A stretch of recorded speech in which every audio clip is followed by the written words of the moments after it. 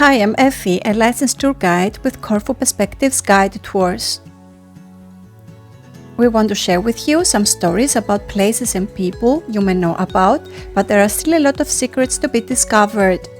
Today we are talking about Vidos Island. Day and night, all year long, ferries pass by the island of Vidos.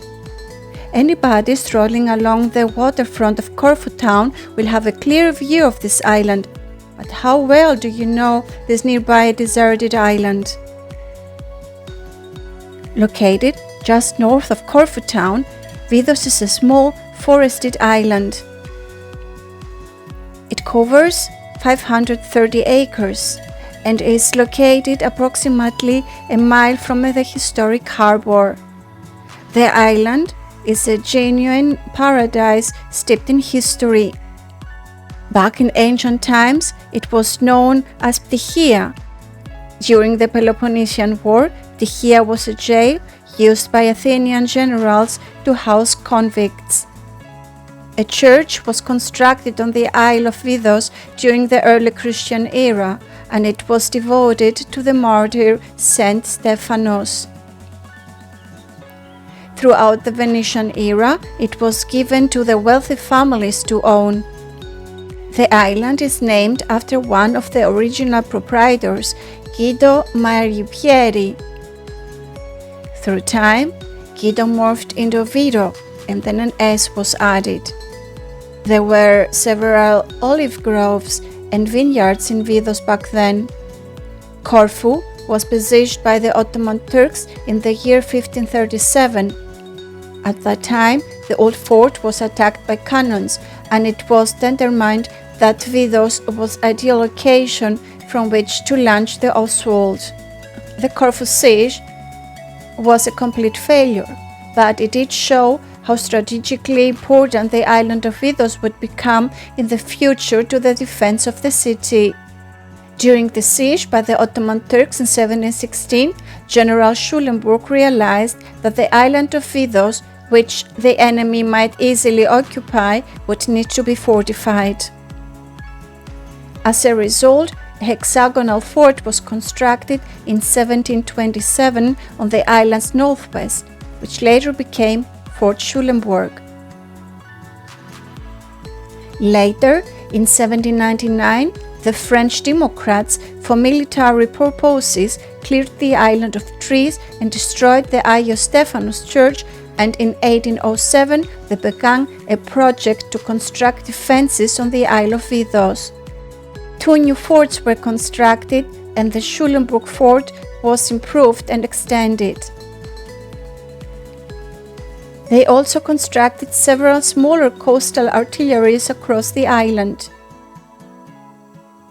As Napoleon was defeated at Waterloo in 1814, the British took control of Corfu and made it part of the Protectorate.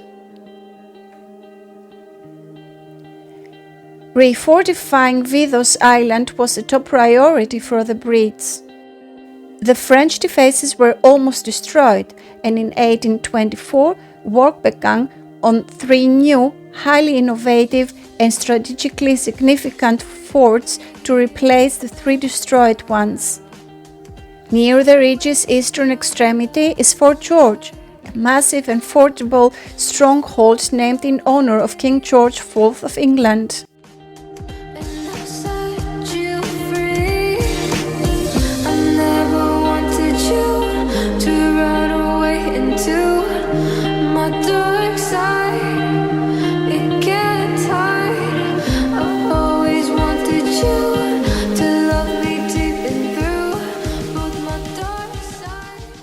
In homage to the Duke of Wellington, who emerged victorious from the Battle of Waterloo, a semicircular fort was constructed at the ridge's opposite end and given the name Wellington.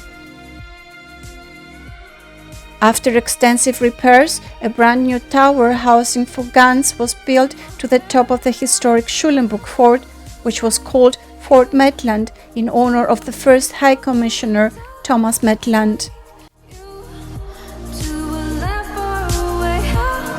Take you to your paradise.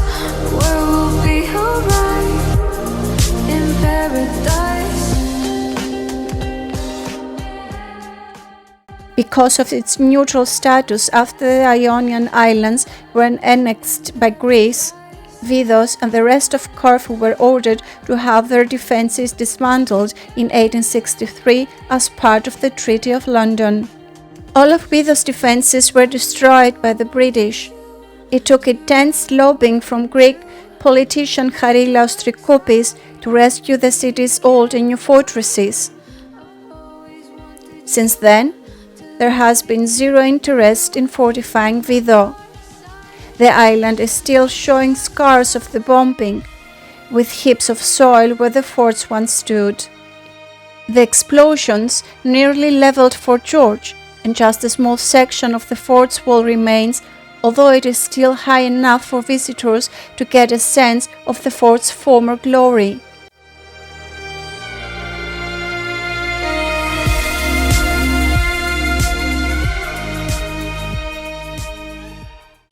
The western extremity of Fort Wellington, where the vertical wall of the moat still stands, is also well discernible.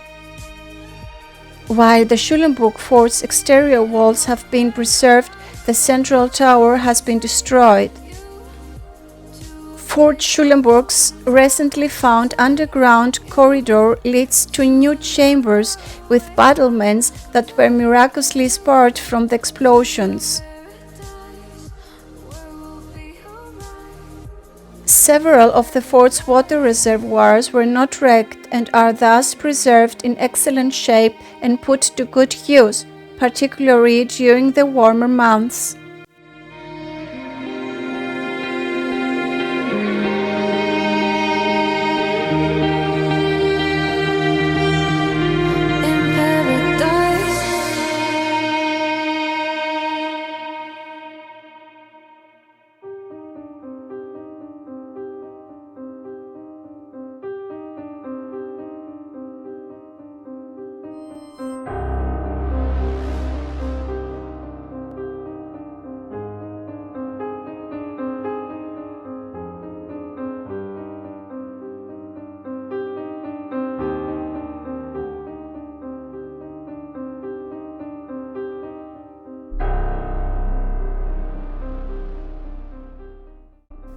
The original stables, which are now a restaurant, and a coastal telephone station have also been maintained. In 1898, after the island of Vidos had been abandoned for some time, life was brought back to it when a state agricultural station was built there and pine trees were planted along its western coast. 3 merchants had considerable success in 1912 in constructing public baths and a recreation center on the island's 2 sandy beaches, but the start of World War I put an end to their plans.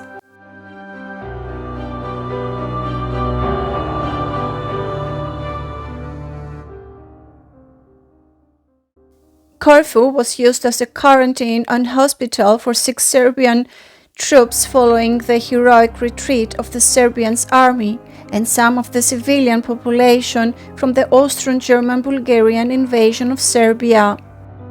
Sick and dying troop members were treated in Vido to avert epidemics, while the major army recuperating camps were in Corfu. Despite a light material aid, the island's makeshift medical facilities and the poor health of many patients led to a high death rate, turning the island into a huge cemetery. The Yugoslavian government constructed the Serbian Mausoleum, a cemetery, a memorial of Serbian troops on the island's eastern shore in 1936. Since then, those who lived through it and their descendants make annually trips to Vidos for a memorial ceremony.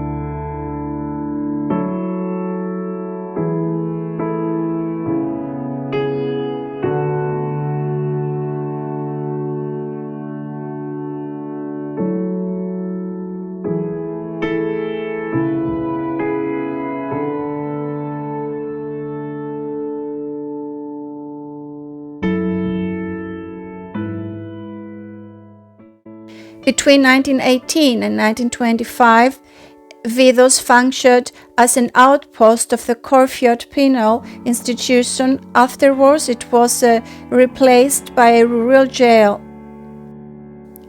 Conquerors used the island's jail as a detention site during World War II, and later during the Greek Civil War, they held political prisoners there. The Fort Wellington isolation cells are still there, lining the vertical wall. The island served as juvenile prison from 1948 to 1976 and then fell under the purview of the Hellenic Tourist Agency.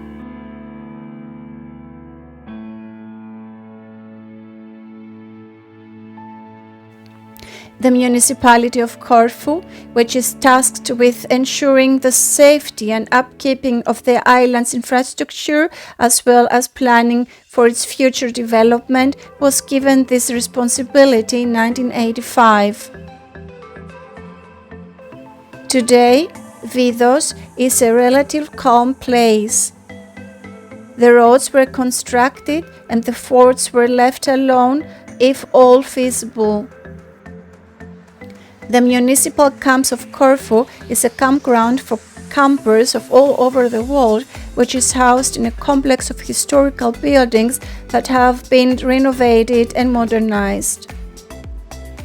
There are numerous scenic hiking trails on Vidos for exploring the island's natural wonders, as well as secluded coves ideal for swimming.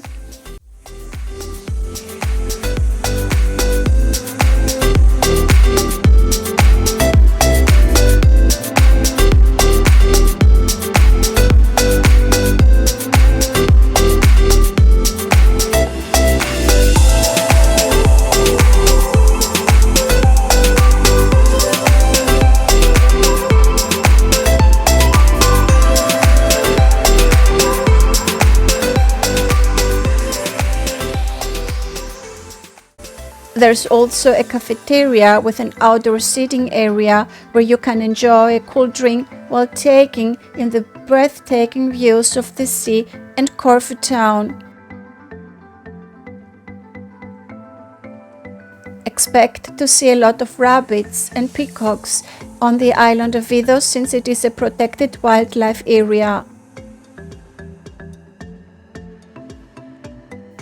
Being a little paradise on earth and a rare treasure among the numerous jewels on Corfu, the island is accessible through a special chartered petrol boat that makes regular routes throughout the summer months. The trip to the island takes only 10 minutes.